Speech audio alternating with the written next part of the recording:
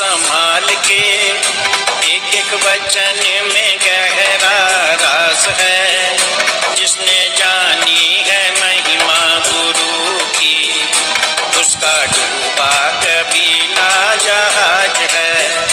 गुरु वचनों को रखना संभाल के, एक एक वचन में गहरा राज है। जिसने जानी है महिमा गुरु की, उसका डूबा कभी ना जहाज है।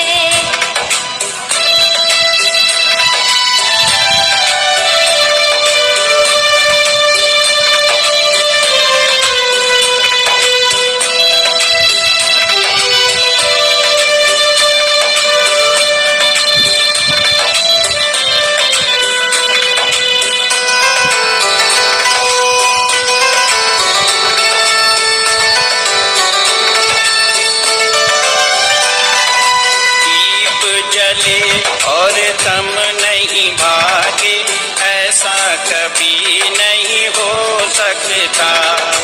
ज्ञान सुने और विवेक न जागे, ऐसा कभी नहीं हो सकता।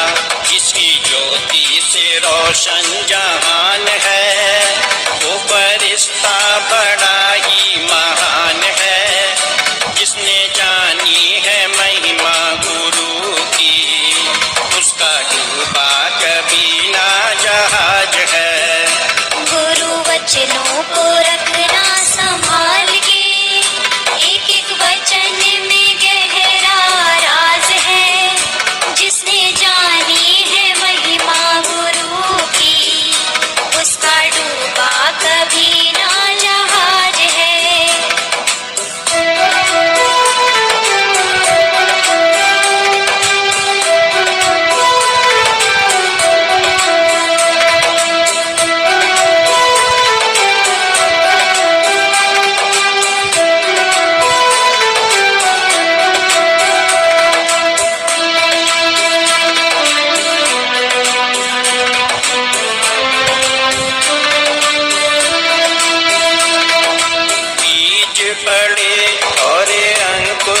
फूके, ऐसा कभी नहीं हो सकता। कर्म करे और फल ना भोगे, ऐसा कभी नहीं हो सकता। कर्म करने में तू आजाद है, फल भोगने में बड़ा ही लाचार है। जिसने जानी है महिमा गुरु की, उसका डूबा कभी ना जहाज है। गुरु वचनों को रखना संभाल के, एक एक वचन में गहरा राज है। जिसने जानी है महिमा गुरु की, उसका डूबा कभी ना जहाज है।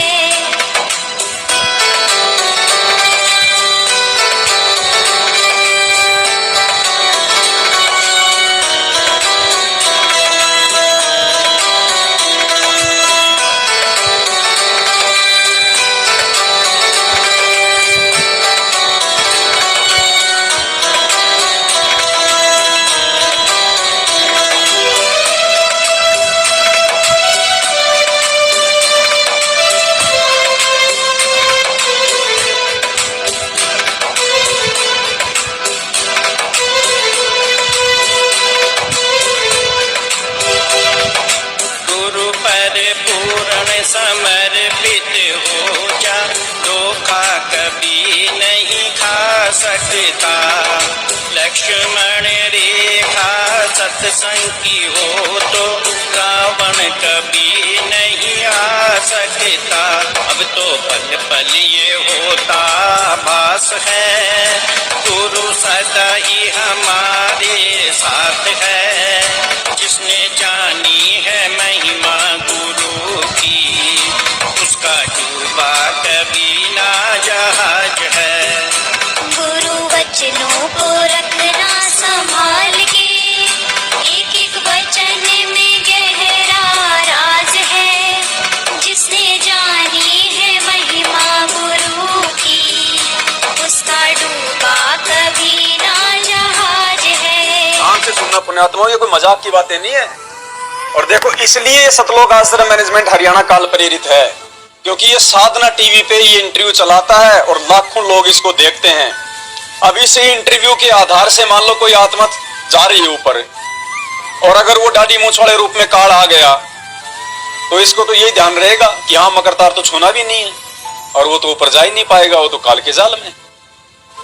तो देखो कितना बड़ा काल भगवान का जाल फैल रहा है। सुनिएगा ध्यान से। नमस्कार जी। सच्चा है। क्या नाम है बहन जी आपका? संगीता गासी। संगीता जी, आप कहाँ की रहने वाली हैं? नांगलोई सुल्तानपुरी। बहन जी, संत रामपाल जी महाराज से कब जुड़े आप? संत रामपाल जी महाराज से 2000 में जुड़े थे, वो भी मेरे मामा जी के द्वारा। बहन जी, संत रामपाल जी महाराज से जुड़ने के बाद क्या आपको कोई लाभ भी प्राप्त हुए? जी हाँ, संत रामपाल जी महाराज से जुड़ने के बाद मुझे लाभ प्राप्त हुए, काफी सारे लाभ प्राप्त हुए हैं। उसमें सबसे बड़ा लाभ था कि मालिक मुझे सतलोक घुमा के लाए थे। दोपहर का समय था, मैं सो रही थी, कबीर परमात्मा खुद आए थे, बोले कि चल बेटा तुझे सतलोक घुमा के लाता हूँ। उसके बाद फिर मैंने बोला ठीक है मालिक चलते हैं। तो मालिक मुझे एक रथ लेके आए थे कबीर परमात्मा, तो उसमें गई थी। फिर आगे जाके मकरतार की डोरी आई थी, 3 डोरियां थी, उसमें से एक मकरतार की डोरी थी। उसकी तरफ देखना नहीं था। कबीर परमात्मा से मैंने पूछा कि परमात्मा जी ये क्या है? तो परमात्मा ने बोला बेटा ये मकरतार की डोरी है, इसकी तरफ देखना नहीं है। तो मैंने इसकी तरफ नहीं देखा। उसके बाद फिर परमात्मा आगे लेके गए, तो आगे सतलोक था। सतलोक का गेट था जो बहुत ही बड़ा था, सोने का गेट था, और ऊपर बड़े बड़े अक्षरों में लिखा हुआ था सतलोक।